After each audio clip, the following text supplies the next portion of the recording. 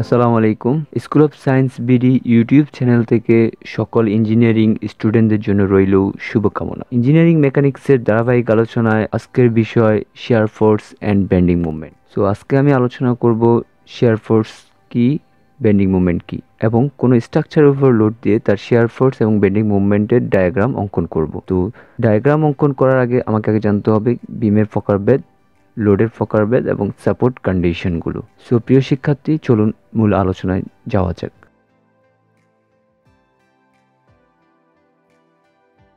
তো shear force এবং bending movement আলোচনা করার আগে আমি এই কন্টেন্টগুলো নিয়ে আলোচনা করব, অর্থাৎ বিম, লোড এবং সাপোর্ট নিয়ে। যেমন বিম।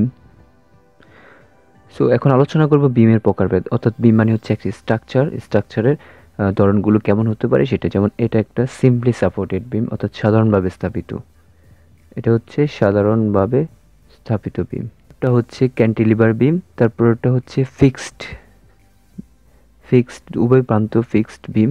তারপর হচ্ছে কন্টিনিউয়াস বিম, অর্থাৎ অবিচ্ছিন্ন CON। আচ্ছা, তার মানে এই 5 প্রকার স্ট্রাকচার হতে পারে সাধারণত। এখানে সাধারণভাবে স্থাপিত বিম মানে হচ্ছে যে একটা বিম অর্থাৎ একটা স্ট্রাকচার দুইটা সাপোর্টের উপরে অবস্থান করে, এবং এই একটা সাপোর্ট হবে হিঞ্জ সাপোর্ট আর একটা হচ্ছে রোলার সাপোর্ট। আমি একটু পরে সাপোর্ট নিয়ে আলোচনা করব। জাস্ট একটা স্ট্রাকচার অথবা একটা বিম, এক প্রান্ত হিঞ্জ সাপোর্ট, অপর প্রান্ত যদি রোলার সাপোর্টের অবস্থান করে, তাহলে ওই স্ট্রাকচার বা ওই বিমকে সাধারণভাবে স্থাপিত বলা হয় বা সিমলি সাপোর্টেড। আর ক্যান্টিলিভার কখন হবে? যখন একটা স্ট্রাকচারের একটা প্রান্ত মুক্ত থাকবে এবং অপর প্রান্ত আবদ্ধ থাকবে। ফিক্সড বিম হচ্ছে যখন কোনো স্ট্রাকচার উভয় প্রান্ত ফিক্সড সাপোর্টের উপর অবস্থান করে, তখন এটা হবে ফিক্সড সাপোর্ট।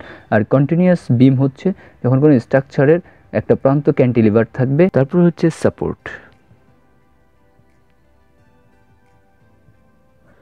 সো এখানে প্রত্যেকটা বিম কিন্তু সাপোর্টের উপরে অবস্থান করতেছে। যেমন এই সাপোর্টটা, এটা হচ্ছে হিঞ্জ সাপোর্ট। এখানে আরেকটা সাপোর্টের ফিগার দেওয়া আছে, যেমন এটা হচ্ছে রোলার সাপোর্ট। এটা এভাবে এরকম হতে পারে অথবা এরকম হতে পারে। সো এটা হচ্ছে রোলার সাপোর্ট। যেমন এখানে আরেকটা সাপোর্ট দেওয়া আছে, সেটা হচ্ছে ফিক্সড সাপোর্ট, এরকম। অর্থাৎ এই সাপোর্টটাই হচ্ছে ফিক্সড। তারপর হচ্ছে লোড। যদি আমি এই বিমের উপরে এরকম একটা লোড দিই, অর্থাৎ এটা একটা বিম, তার উপরে আমি এইভাবে একটা লোড দিলাম, এটাকে বলা পয়েন্ট লোড, অথবা এটাকে বলা হয় কনসেন্ট্রেটেড লোড, অথবা বাংলা বলা হয় কেন্দ্রীভূত লোড। আচ্ছা, তারপর যদি আমি এভাবে লোড দিই, এটা হচ্ছে সমভাবে বিস্তৃত লোড, ঠিক আছে, অথবা এটাকে বলা হয় ইউনিফর্মলি ডিস্ট্রিবিউটেড লোড। আচ্ছা, যেমন এটা যদি প্র্যাকটিক্যাল উদাহরণ হচ্ছে একটা বিম দেওয়ার পরে, এটা একটা বিম বা একটা প্ল্যাটফর্ম যেটাই হোক, এটার উপর যদি একটা মানুষ দাঁড়িয়ে থাকে, তাহলে এই যে মানুষের যে লোডটা, সেটা কিন্তু সেন্ট্রেড লোড, সেটাই কিন্তু পয়েন্ট লোড। এটাই হচ্ছে একটা পয়েন্ট লোড। আর যদি যেমন একটা স্ল্যাবের উপরে বা বিমের উপরে যদি আমি এই মানুষটাকে শোয়াই দিই, সেই জাস্ট ফিগারটা দেখালাম, তাহলে এটা কিন্তু হচ্ছে এভাবে সমভাবে বিস্তৃত লোড তার এখানে পড়তেছে। সো আরেকটা লোড হচ্ছে অসমভাবে বিস্তৃত লোড। যেমন এটা একটা বিম যদি হয়, তার উপরে বিমটা আস্তে আস্তে বাড়তেছে, এরকম হতে পারে।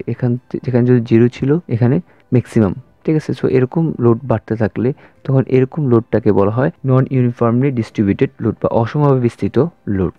এখানে সাপোর্ট কন্ডিশনে একটা জিনিস আলোচনা করে রাখি, সেটা হচ্ছে যে এরকম হিঞ্জ লোড মানে হচ্ছে সে ভার্টিক্যাল লোড এবং হরিজন্টাল লোড দুটাই সে নিতে পারে। অর্থাৎ এই লোডটা এবং এই লোড, অর্থাৎ ভার্টিক্যাল এবং হরিজন্টাল দুইটা লোড হিংস সাপোর্টটা নিতে পারে।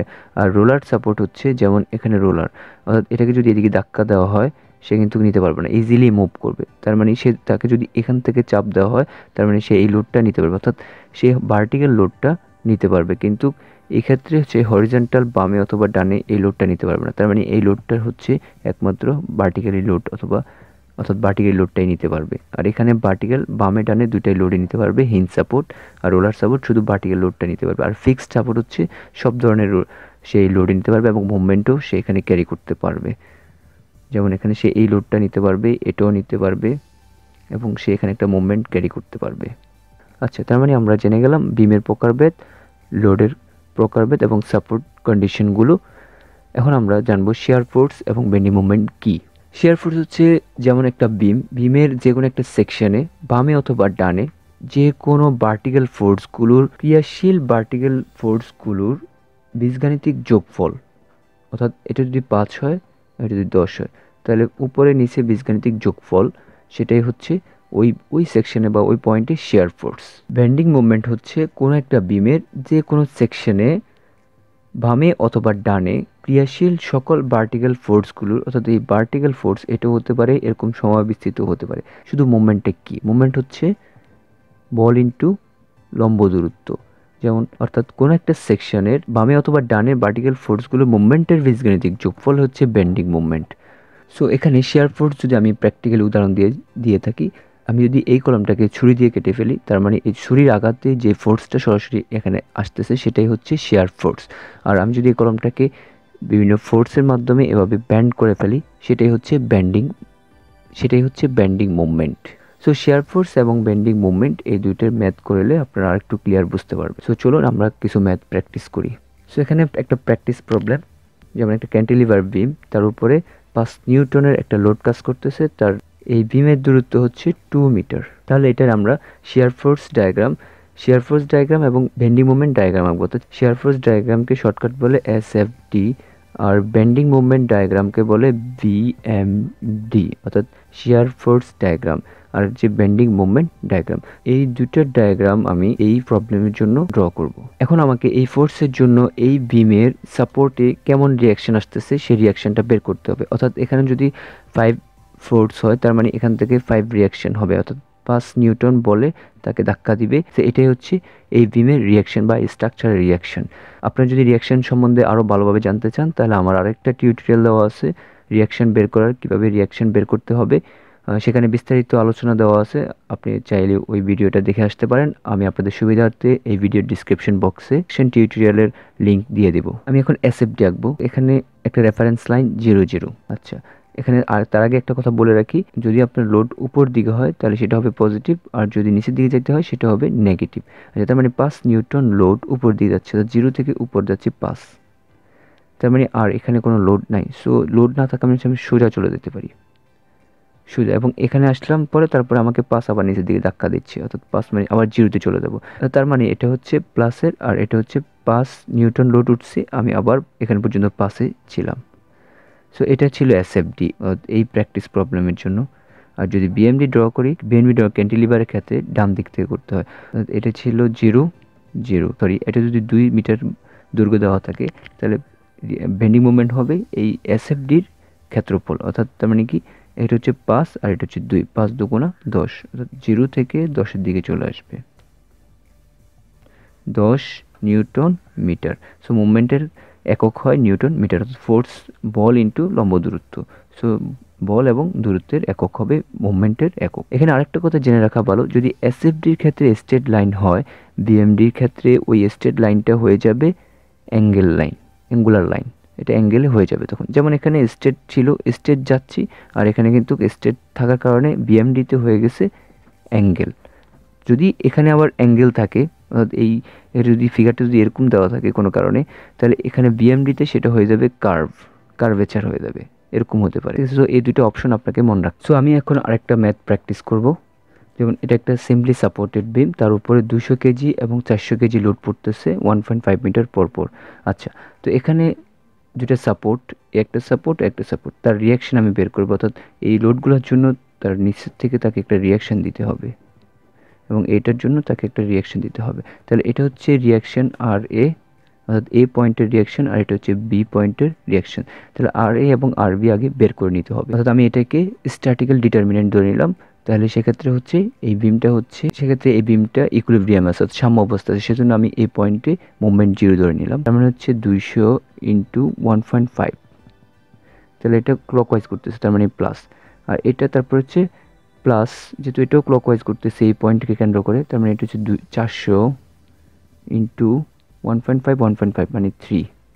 ঠিক আছে, তারপরে আরভি, এটা উল্টা দিকে ঘুরতেছে, আরভিটা উল্টা দিকে ঘুরতেছে নেগেটিভ, তার মানে মাইনাস আরবি কত ডিস্টেন্সে ঘুরতেছে, 4 ইন্টু 4 ইকুয়াল টু 0। এখান থেকে আরবির মানটা বের করতে পারবো। যদি আমি মুভমেন্ট নিই তাহলে আর এ পেয়ে যাবো, অথবা সামেশন অফ ভার্টিক্যাল ফোর্সগুলো ভার্টিক্যাল ফোর্সের যদি ক্যালকুলেশন করি তাহলে আমি এখান থেকে আরবি পেয়ে যাব। তাহলে আমি দেখিয়ে দিই যে সামেশন ভার্টিক্যাল ফোর্স দিয়ে কীভাবে করতে হয়। আপনি চাইলে বি বিন্দুতে আবার একই সিস্টেমে মুভমেন্ট নিয়ে এভাবে বের করতে পারেন। তাহলে আমি এখন সামেশন অফ ভার্টিক্যাল ফোর্স দিয়ে দেখাবো। Summation of vertical force equal to 0, তার মানে উপরের দিকেগুলো প্লাস এবং নিচের দিকেগুলো মাইনাস। লোড উপরের দিকেগুলো প্লাস, নিচের দিকে লোডগুলো মাইনাস ধরে নিলাম। তো সেক্ষেত্রে আর এ হচ্ছে প্লাস উপরের দিকে, এরপর 200 হচ্ছে নিচের দিকে, তার মানে মাইনাস, এরপর 400 হচ্ছে নিচের দিকে, তার মানে মাইনাস। এখানে শুধু ফোর্সগুলো কাউন্ট করা হচ্ছে, কিন্তু ডিস্টেন্স কাউন্ট করা হচ্ছে না। ডিস্টেন্স কাউন্ট করা হবে, অর্থাৎ দূরত্ব কাউন্ট করা হবে একমাত্র মুভমেন্টের ক্ষেত্রে। তাহলে এখানে 400 আর আরবি হচ্ছে উপর দিকে, তাই প্লাস ইকুয়াল টু 0। তাহলে এখানে আর এর মানটা আমি আগে বের করে ফেলছি 375, অর্থাৎ এখানে 375 বসিয়ে দেন। তাহলে 375 আর এটা যদি এখান থেকে ক্যালকুলেশন যদি আরবি করি তাহলে আমার আসতেছে, তার মানে আমি দুইটা ফোর্স, রিয়াকশন ফোর্স কিন্তু পেয়ে গেলাম। অর্থাৎ আপনি যদি 200 কেজি লোড এবং 400 কেজি লোড এরকম একটা স্ট্রাকচারকে লোড দিতে থাকেন, তাহলে তার সাপোর্টে যে সাপোর্টগুলো আছে এগুলো অবশ্যই তাকে রিয়াকশান দিবে। অর্থাৎ তার মানে আর এ রিয়াকশান, আর এ আসতেছে 225 কেজি আর আরবি আসতেছে 375 কেজি।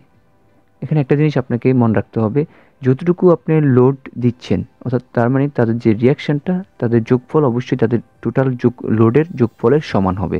যেমন এখানে আপনি 200 করে 600 লোড দিচ্ছেন, তার মানে বিপরীত দিকে যে যারা রিয়াকশান দিচ্ছে তারা কিন্তু সেই 600 কেজির লোডে রিয়াকশান দিবে। যেমন এখানে 225 আর 375 যোগ করলে কিন্তু 600 হয়। যদি এটা হয়ে থাকে তাহলে বুঝবেন যে আপনার ম্যাথটা ঠিক আছে। সো চলুন আমরা এখন এসএফডি বের করবো, অর্থাৎ এই বিমের জন্য এই লোড কন্ডিশনে আমরা এসএফডি বের করবো, অর্থাৎ শিয়ার ফোর্স ডায়াগ্রাম কেমন হয় সেটা বের করব। সো আমি আগে বলে দিলাম এসএফডিতে আগে উপর দিকে গেলে প্লাস, নিচের দিকে গেলে মাইনাস, সব ক্ষেত্রে একই সিস্টেম। অর্থাৎ 225 আপনি উপরে উঠতেছেন, তার মানে 225 ফ্রি হ্যান্ডেড ড্র করতেছি, 225 আমি উপরে উঠলাম, তারপরে এখানে কোনো লোড নাই, সো সোজাসুজি চলে গেলাম।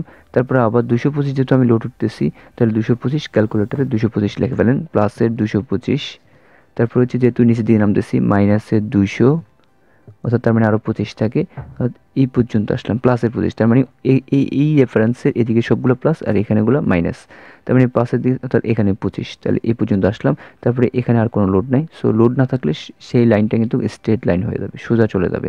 আচ্ছা, তারপরে কিন্তু এই 25 সাথে এখানে আছে 225, এখানে কিন্তু আমি চলে আসলাম, এখানে আসাতে আমার 25 হয়ে গেল। আর তারপরে কিন্তু 400 কেজি আবার নিচের দিকে আপনাকে ধাক্কা দিচ্ছে, তার মানে মাইনাসের আরও 400, সো মাইনাস 400 করে ফেললে তাহলে হয়ে যাবে মাইনাস 375, তার মানে মাইনাসে চলে যেতে হবে আপনাকে। ঠিক এই পয়েন্টে আপনি মাইনাসে চলে গেছেন, মাইনাসের 375, সো এখানে আর কোনো লোড নাই, সো সোজা চলে যান। তার মানে আপনাকে আবার উপর দিকে ধাক্কা দিচ্ছে প্লাস 375 দিয়ে, তাহলে মাইনাস 375 আবার প্লাসের 375, তার মানে জিরোতে আপনি মিলবেন, অর্থাৎ এখানে জিরোতে মিলবেন। তার মানে এটা একটা কন্ডিশন যে আপনার জিরো থেকে শুরু করে শেয়ার ফোর্স ডায়াগ্রামে আবার জিরোতে মিললে তার মানে বুঝবেন যে আপনার ম্যাথ ঠিক আছে, অর্থাৎ আপনার এসএফডি ক্যালকুলেশন ঠিক আছে। আচ্ছা, তাই আমরা এখন বিএমডি ক্যালকুলেশন করব, অর্থাৎ এই এসএফডি ডায়াগ্রাম থেকে আমরা বিএমডি কীভাবে বের করে সেটা দেখাবো। সো যেমন এখানে একটা রেক্ট্যাঙ্গুলার, এটার আমি এরিয়াটাই হচ্ছে এখানের বিএমডি। এসএফডি যদি স্ট্রেট লাইন হয় তার মানে বিএমডিতে অ্যাঙ্গুলার লাইন হবে।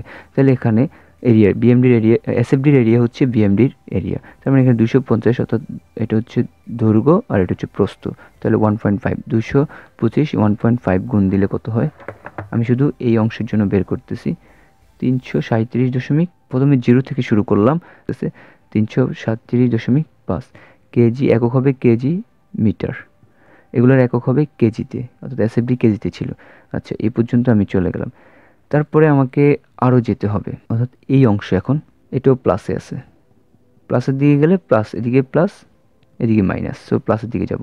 তাহলে এই অংশের জন্য তাহলে এটার সাথে এই 337.5-এর সাথে আরও একটা এরিয়া যোগ হবে, সেটা হচ্ছে 25, এটা মানে এই হাইটটা হচ্ছে 25 এবং এই লেন্থটা হচ্ছে 1.5, তাহলে 25 ইন্টু 1.5, তাহলে যোগ হতেছে 37.5, অর্থাৎ এটার সাথে এই এরিয়াটা যোগ হবে, যোগ 337.5, তাহলে আসতেছে ঠিক এই হারে বাড়তেছে 375, তার মানে 375 এখানে আসতেছে।